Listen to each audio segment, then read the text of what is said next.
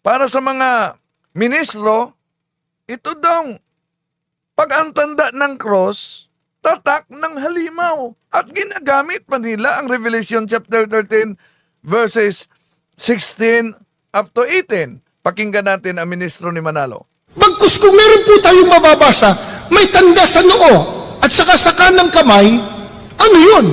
Biblia po. Apokalipsis po, 13. Ang talata po ay 14 at 16. At nadadaya niya ang mga nananahan sa lupa at ang lahat, maliliit at malalaki, at mayayaman at mga dukha, at ang mga laya at ang mga alipin, pinabigyan ng isang tanda sa kanilang kanang kamay o sa noo. Sa Biblia may mababasa po, tanda sa kanang kamay at saka sa noo. Pero yun po pala, tanda ng nadaya. Nadaya ng bulaang propeta o bulaang tagapangaral.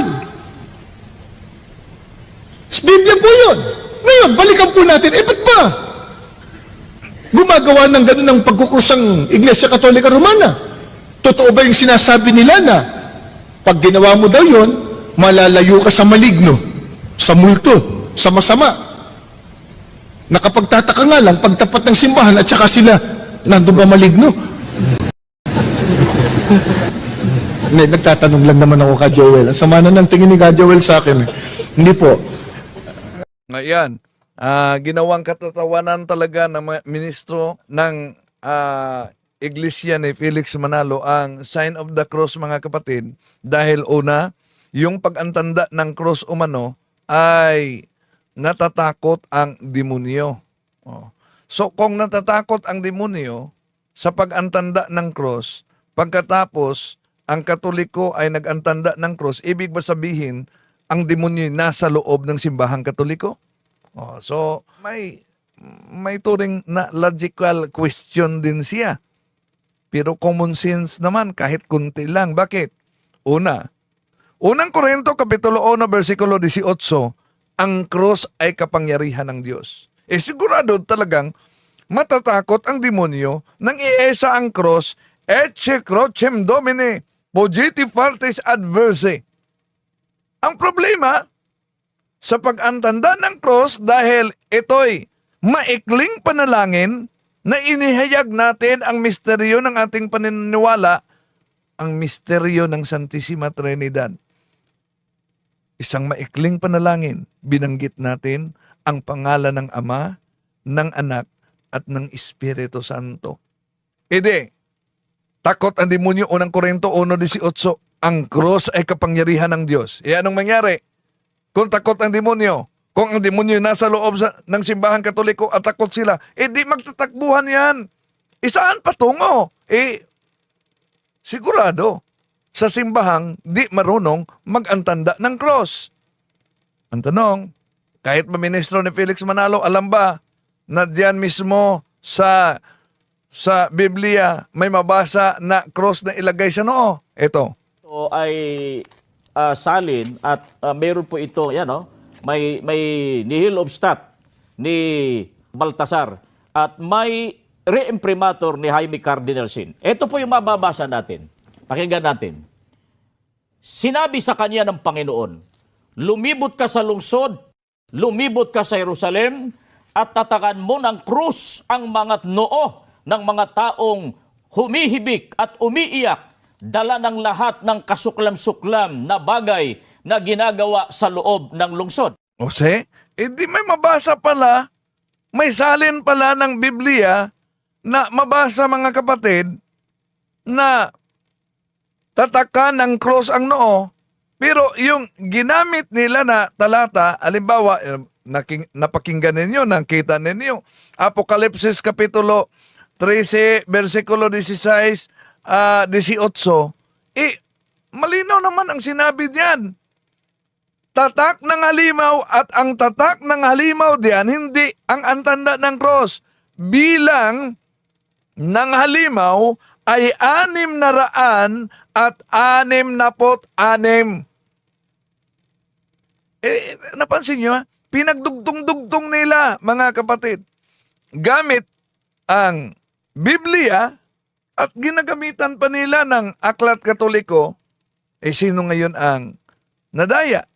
Sasabihin niya, o di ba ang pag-antanda gamit ang kanang kamay o sa noo, nagtataglay talaga yan ng bilang ng halimaw at yung halimaw, bilang ng halimaw ay malinaw,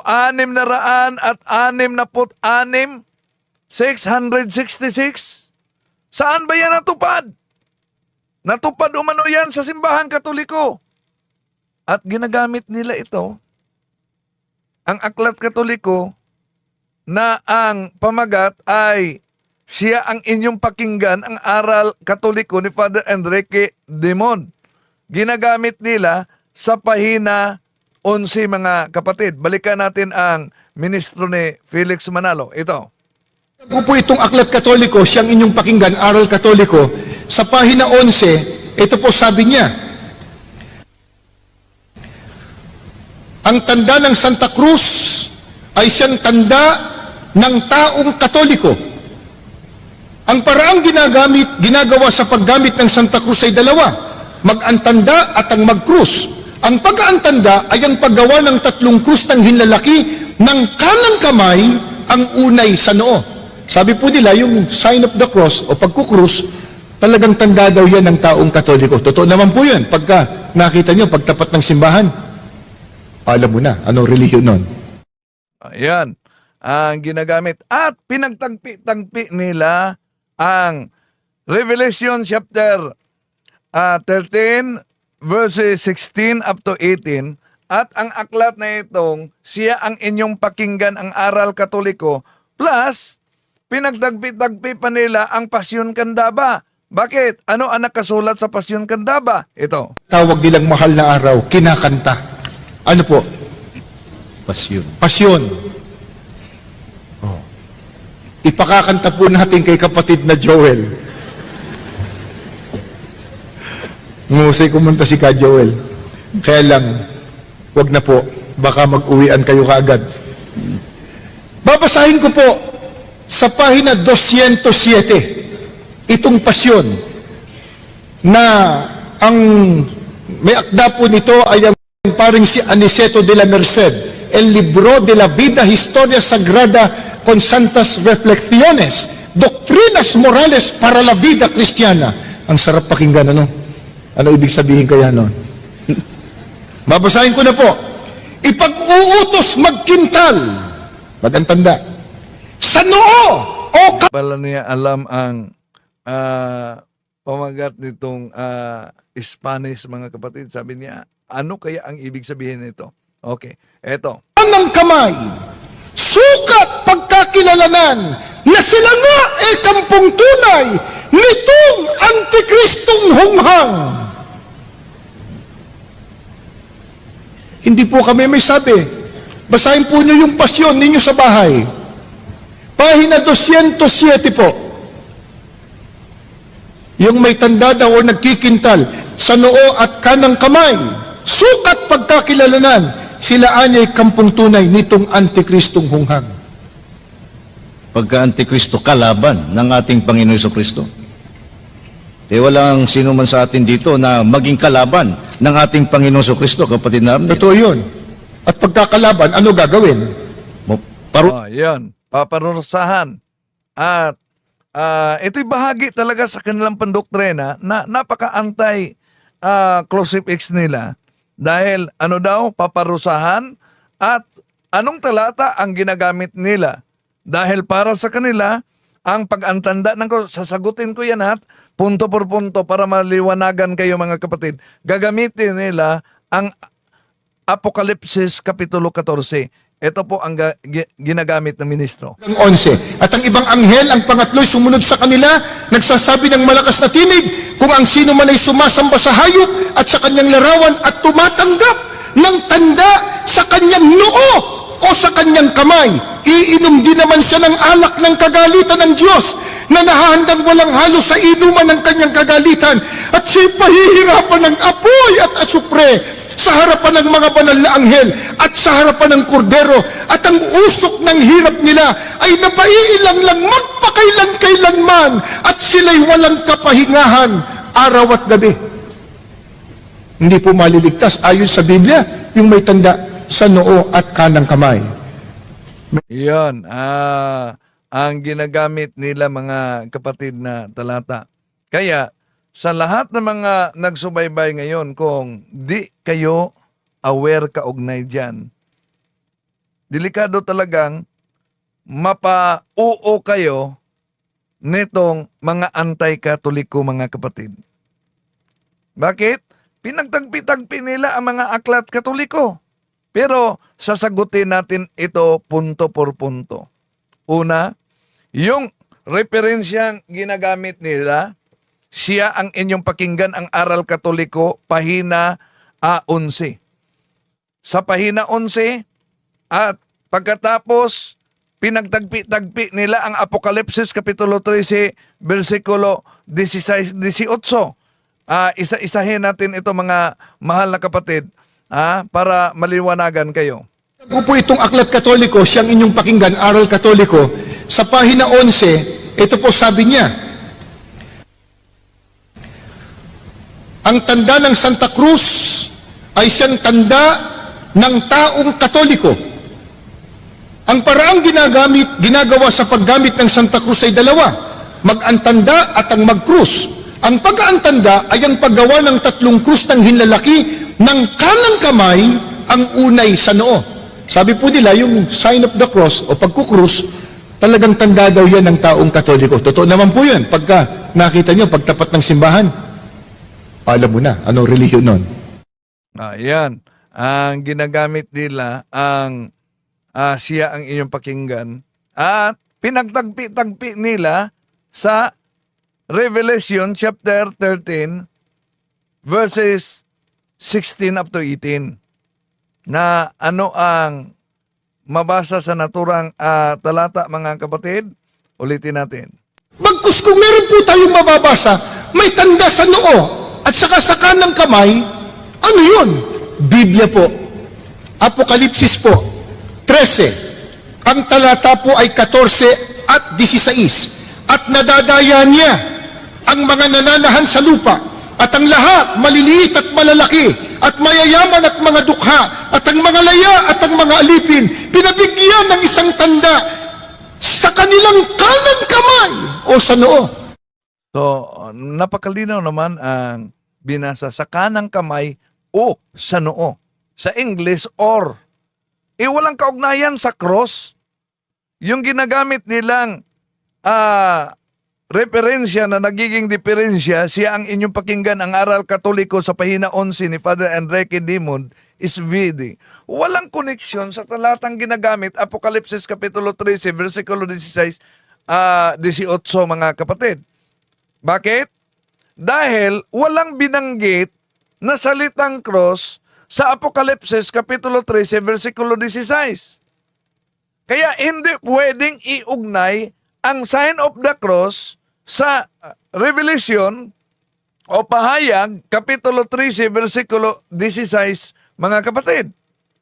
At wala ding binabanggit na salitang cross sa referensyang Pasyon Candaba, pahina 210 na binasa ng ministro. Pakinggan ninyo, may mabasa bang cross sa kaniyang binanggit ditong Pasyon Candaba? Ito, mga mahal na kapatid. Tawag nilang mahal na araw, kinakanta. Ano po? Pasyon. Pasyon. Oh.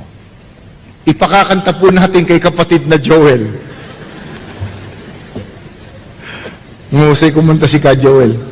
Kaya lang, wag na po. Baka mag-uwian kayo kaagad. Babasahin ko po sa pahina 207 itong pasyon na ang may akda po nito ay ang paring si Aniceto de la Merced, El Libro de la Vida Historia Sagrada con Santas Reflexiones, Doctrinas Morales para la Vida Cristiana. Ang sarap pakinggan, ano? Ano ibig sabihin kaya nun? Babasahin ko na po. Ipag-uutos magkintal, magantanda, sa noo o kanang kamay, sukat pagkakilalanan na sila nga ay kampong tunay nitong Antikristong hunghang.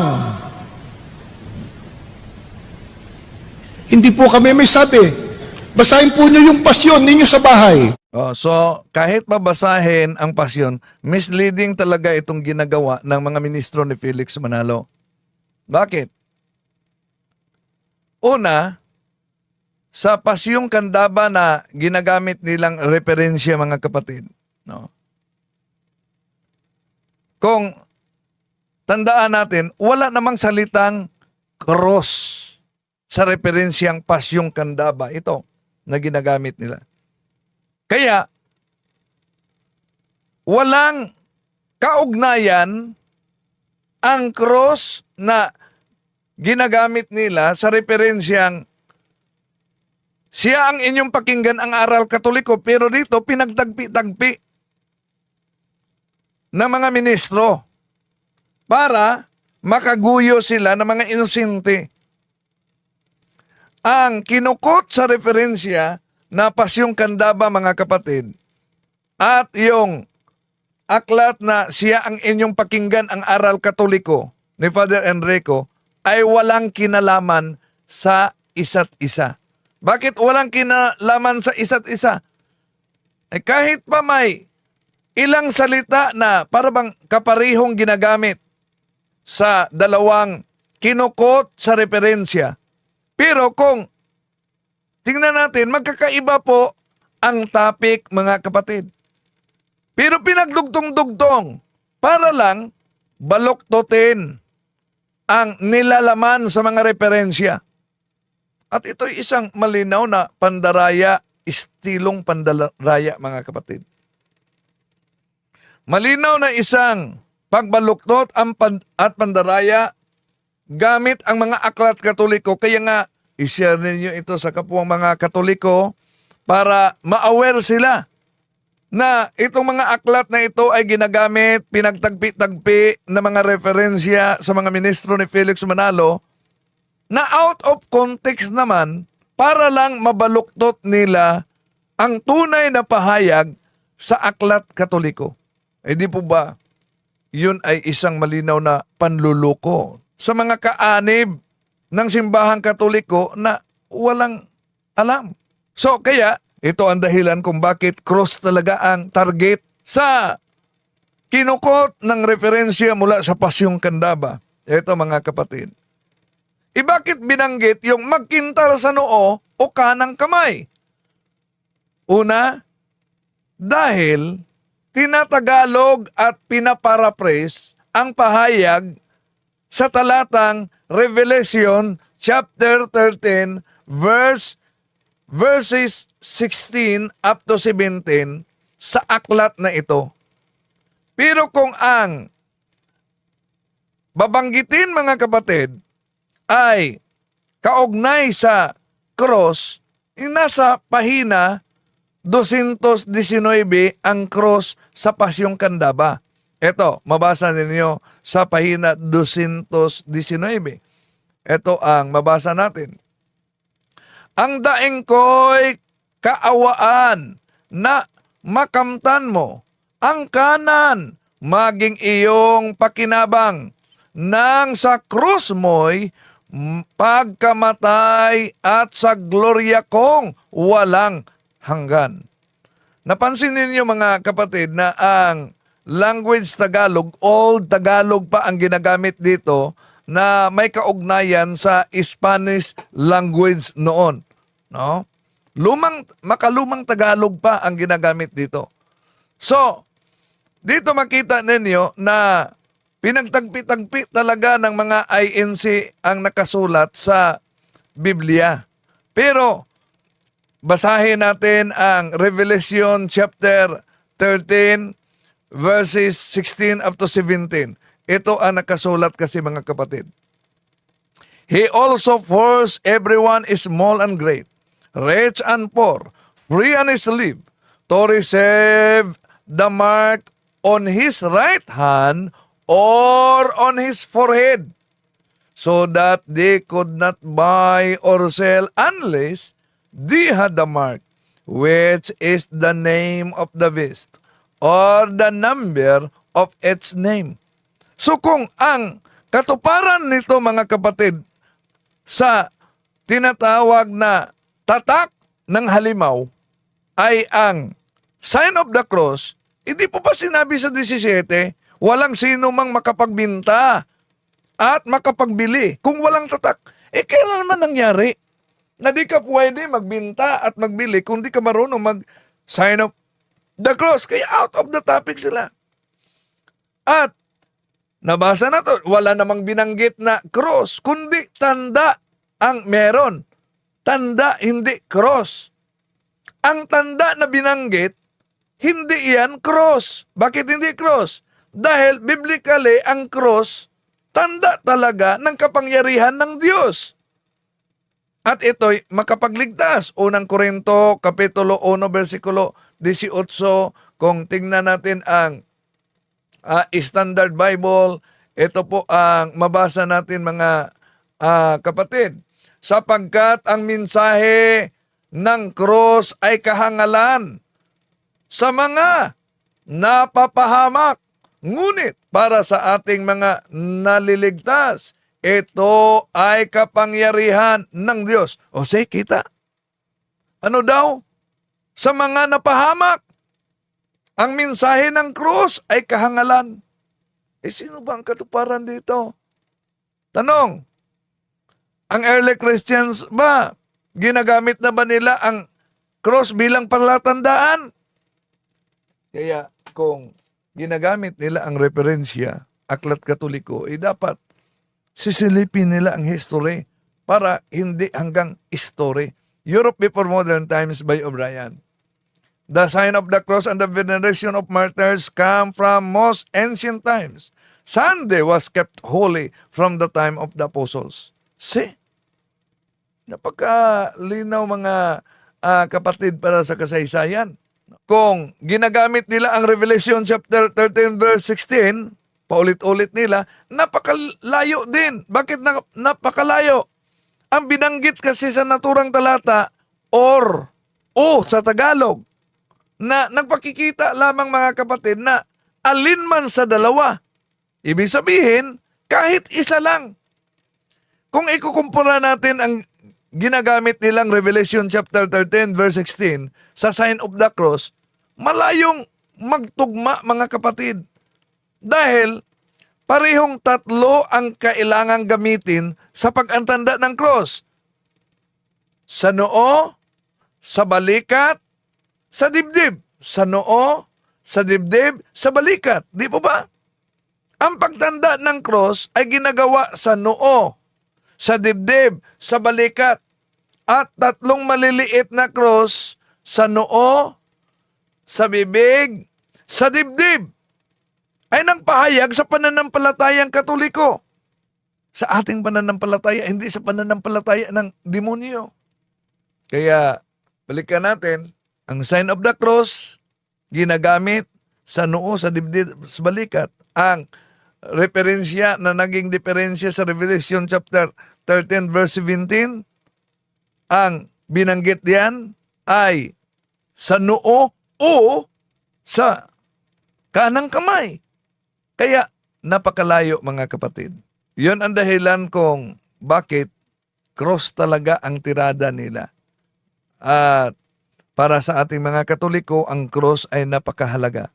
Dahil ito'y palatandaan sa ating pananampalataya, palatandaan sa ating pagkakristyano, at sa pamamagitan lang ng sign of the cross, ating inihayag na tayo'y Kristiyano, tayo'y kaanib sa iglesyang tatag ng ating Panginoon Jesucristo.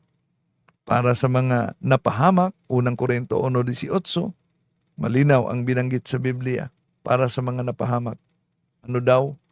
Ang cross ay isang kahangalan.